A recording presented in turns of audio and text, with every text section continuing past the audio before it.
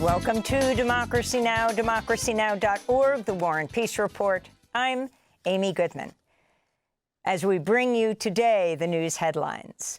The United States and Iran have officially signed a memorandum of understanding aimed at ending the war in Iran. President Trump signed the agreement at a dinner at the Palace of Versailles, hosted by French President Emmanuel Macron, hours after the G7 summit wrapped up in the French Alps. Iranian President Masoud Pezeshkian signed the agreement in Tehran. He later shared the memorandum on social media, calling it a historical document and a message from a powerful Iran, unquote.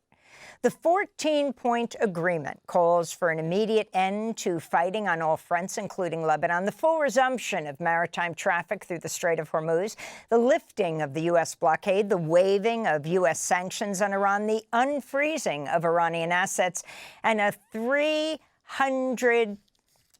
an investment fund to rebuild Iran. Iran's lead negotiator, Mohammad Bakr Kalibaf, said, quote, "Everything we sought to achieve through military action, we obtained several times over through negotiation. It was not even comparable," unquote. On Capitol Hill, some lawmakers have criticized Trump's deal, with Republican Senator Bill Cassidy calling it the, quote, "worst foreign policy blunder in decades," unquote.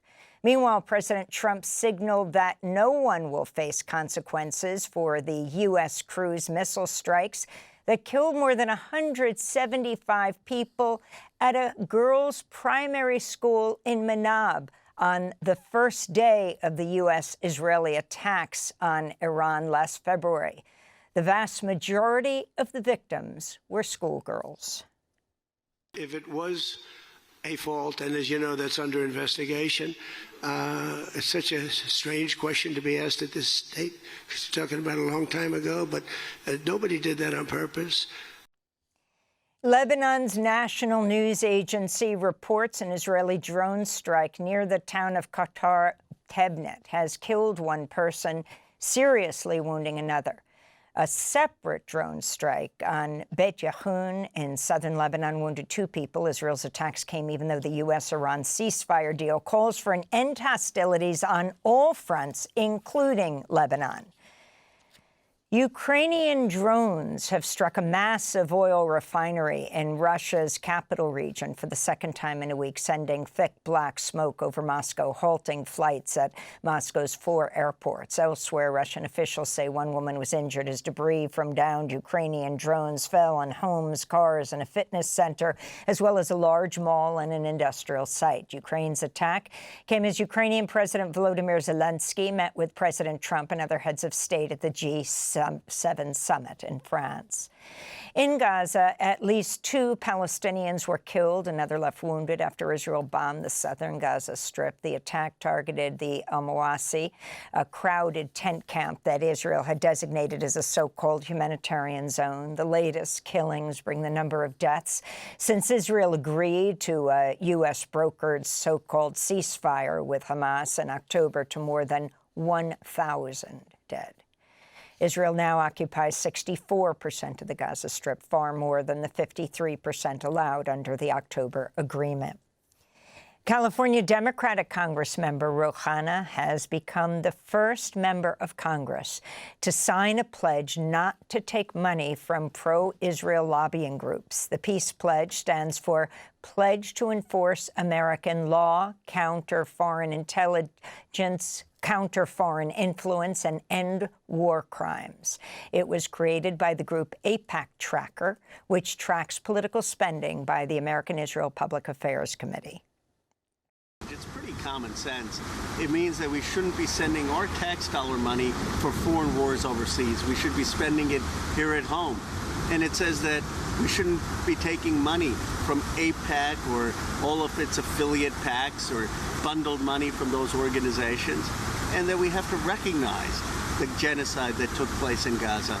The peace pledge includes a promise to support the First Amendment rights of people critical of the state of Israel, including supporters of boycott, divestment, and sanctions, or the BDS movement. Peace activists rallied in Baltimore Wednesday to celebrate a decision by the Maryland State Retirement and Pension System to divest most of its holdings in Israeli sovereign bonds. This is Evie Frankel, a member of Jewish Voice for Peace and the Break the Bonds campaign, the daughter of Holocaust survivors. When we started this campaign, held about $74 million worth of Israel bonds, and currently we're down to $11 million in Israel bonds. That's an 85% reduction in their holdings, and we're declaring that a victory, but we want them to divest the other 11 million, and we want a policy to make clear that they can't reinvest. In Haiti, at least 1.5 million people have been displaced and forced to live in makeshift shelters due to rising gang violence across Haiti. That's according to a new data announced by UN Secretary General Antonio Guterres during a visit to Haiti Tuesday. He spoke from the capital, Port-au-Prince. Since the start of the year, gang violence has killed more than 2,300 people and wounded more than 1,100. It has paralyzed the state, the economy, education, and the delivery of aid. Yet the greatest shame is not gang violence. The greatest shame is indifference, a world that looked the other way for too long. Guterres welcomed the deployment of a new UN-backed force to combat gangs approved by the UN Security Council in September that'll replace Kenyan police troops. But many Haitians have opposed further foreign intervention in Haiti, denouncing a history of political and economic destabilization.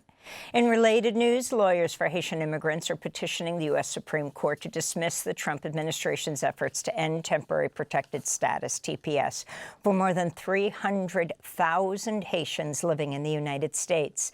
This comes as evidence uncovered during ongoing litigation has raised serious questions regarding the process Trump officials used to terminate the relief. The Department of Homeland Security announced Thursday all immigrants detained at an isolated ICE jail in the Florida Everglades, known as Alligator Alcatraz, have been transferred to other jails across the United States ahead of the approaching hurricane season. DHS did not say whether the embattled ICE jail would be closed. Advocates warn those transferred from the jail have been disappeared, with their whereabouts unknown to family members. People detained at the Everglades ICE jail have described egregious abuses, including the denial of medical care and being placed in a 2-by-2-foot cage-like structure as punishment, according to Amnesty International. Georgia's state legislature has rejected a push by President Trump to redraw congressional and legislative districts. Republican Governor Brian Kemp had proposed a special session to revise Georgia's political maps ahead of the 2028 elections.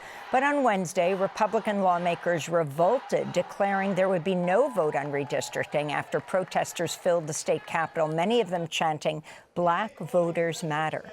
This is Tennessee State Representative Justin Jones, who traveled to Atlanta to join the protests. I'm here because what happens in Atlanta is connected to what happens in Nashville, what's connected to what happens in Jackson, Mississippi, connected to what happens in Montgomery, Alabama. They're waging a battle against multiracial democracy in the South, so we have to show up for each other. But what we saw in real time was the power of people. You saw an almost entirely white caucus up there who represents the new Confederacy. We represent a new South that is multiracial, rooted in racial justice, rooted in protecting our vote. The Trump administration's launched a legal fight to block the United States' first-ever reparations program, which serves Black community members of Evanston, Illinois. The program was approved by the Evanston City Council members back in 2021, allotting some $20 million to Black residents who lived in the city between 1919 and 1969, or their direct descendants, over discriminatory housing policies and the lasting impacts of slavery. Robin Rue Simmons, who pioneered the program and now serves as the chair of Evanston's Reparations Committee, denounced the Trump administration's lawsuit as a fear tactic. President Trump called off a confirmation hearing for his pick to become the next U.S. spy chief Wednesday, just hours before it was set to begin. The Senate Intelligence Committee had been scheduled to hear testimony from federal prosecutor Jay Clayton, Trump's pick to succeed Director of National Intelligence Tulsi Gabbard, who steps down Friday. But Trump said from the G7 summit he would stall Clayton's nomination and would refuse to sign an extension of the Foreign Intelligence Surveillance Act, allowing for expansive domestic surveillance unless lawmakers first approve the Save America Act. Voting rights experts say the Save Act could disenfranchise millions of citizens who lack easy access to a required birth certificate or a passport in order to vote. Trump also demanded Senate approval of his personal defense attorney, Jamie McDonald, to replace Jay Clayton as the U.S. attorney here in Manhattan. That means U.S. Director of Federal Housing, Bill Pulte, a MAGA loyalist with no national security experience, will become acting Director of National Intelligence on Friday. Pulte has used his position as a top U.S. housing official to join Trump's campaign of retribution against his political enemies, making criminal referrals over claims of mortgage fraud. Pulte will now have access to the government's most closely guarded secrets across 18 U.S. intelligence agencies. He was opposed by a number of Republicans as well as Democratic senators. The Pentagon has released the names of 8 U.S. service members killed when a B-52 bomber crashed shortly after takeoff from Edwards Air Force Base in California Monday. The crash came as the Air Force is testing ways to keep its fleet of so-called strategic bombers operating through at least 2050. The B-52 can carry up to 70,000 pounds of high explosive or nuclear ordnance. And in Idaho, a federal judge has temporarily blocked a new state law that threatened transgender people with up to 5 years in prison for using public restrooms that match their gender identity.